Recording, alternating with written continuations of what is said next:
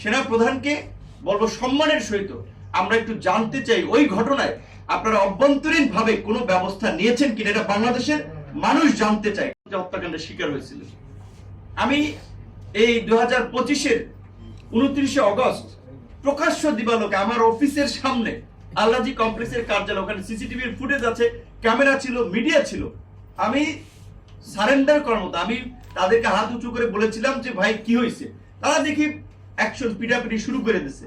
আমি হাত উঁচু করে মানে বলতেছিলাম যে কি হয়েছে এটা বোঝার জন্য, কিন্তু আমাকেও কিন্তু নির্বিচারে আক্রমণ করা হয়েছিল এবং আমার কিন্তু ডান নাকের ডান দিক কিন্তু বাঁকা, বিকজ এটা ভেঙে গিয়েছিল।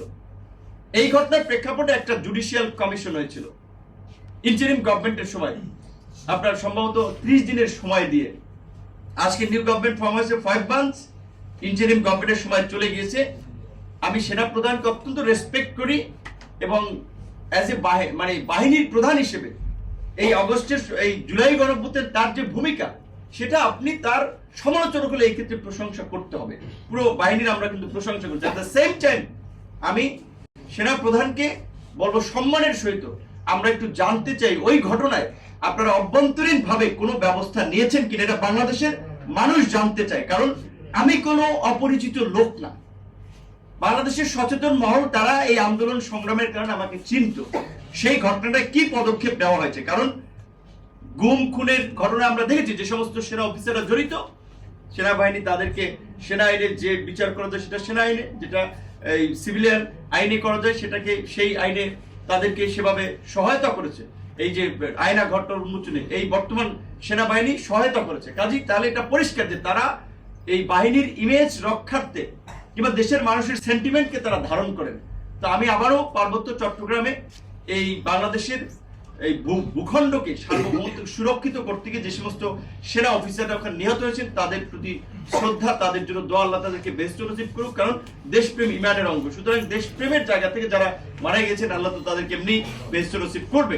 অ্যাট দ্য সেম টাইম যারা দু একটি গুম খুনের মতো ঘটনা ঘটিয়েছে, যাদের বিচার হয়েছে, আমি আশা করব সেনাবাহিনী এই কলঙ্কের দায় মোচন করার জন্য এই 29শে অগস্ট যারা আল্লাজি কমপ্লেক্সের সামনে আমার সহযোদ্ধাদের উপরে প্রকাশ্য দিবালোকে আক্রমণ চালিয়েছিল তাদের বিচারটাও করবে। এবং আজকের এই আয়োজনের জন্য এক্সপোর্টসেস অ্যাসোসিয়েশনকেও আমি ধন্যবাদ জানাই যে তারা একটা সময়োপযোগী বিষয় তাদের এই বক্তব্যে বলেছে যে কোনো রাজনৈতিক দলের এজেন্ডা নাই, সস্তা বিষয় নিয়ে পলিটিক্স করে হকার উচ্ছেদ করা যাবে না।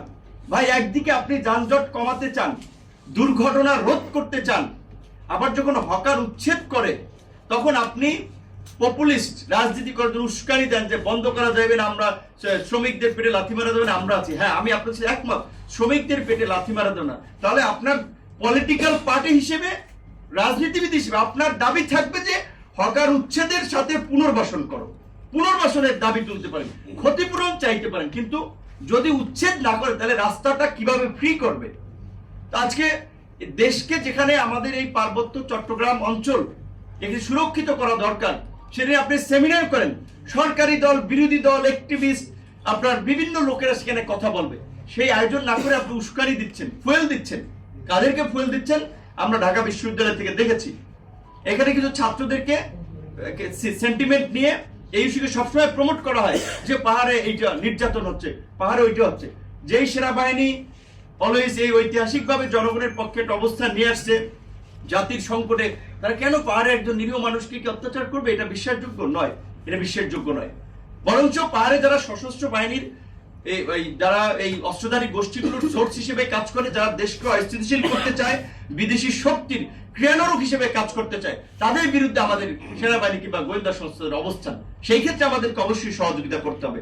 আশা করি বর্তমান সরকার বাংলাদেশ ফার্স্ট নীতির আলোকে ইন্ডিয়ান অ্যাম্বাসেডর বিষয়ে পরিষ্কার ঘোষণা দিয়েছে যে বাংলাদেশ এখন আর কোনো কারো ক্লায়েন্ট রাষ্ট্রে পরিণত হবে না। পরিষ্কার কথা, বাংলাদেশ তার স্বাধীনতা সার্বভৌমত্ব নিয়ে মর্যাদা সহকারে মাথা উঁচু করে দাঁড়াবে এবং বাংলাদেশকে সুরক্ষিত করার জন্য, বাংলাদেশের স্বাধীনতা সার্বভৌমত্বকে রক্ষা করার জন্য, পার্বত্য চট্টগ্রামকে সুরক্ষিত করার জন্য যেই পদক্ষেপ নেওয়া দরকার আশা করি বর্তমান সরকার নিবে, যদি আমরা রাজনৈতিক দলগুলো সবাই সরকারকে সেখানে কমন গ্রাউন্ডে সহযোগিতা করি এবং বিভিন্ন স্টেক হোল্ডাররা যদি এইভাবে সরকারের দায়িত্বটাকে আলোচনার মাধ্যমে আমরা তুলে ধরি। আসসালামু আলাইকুম।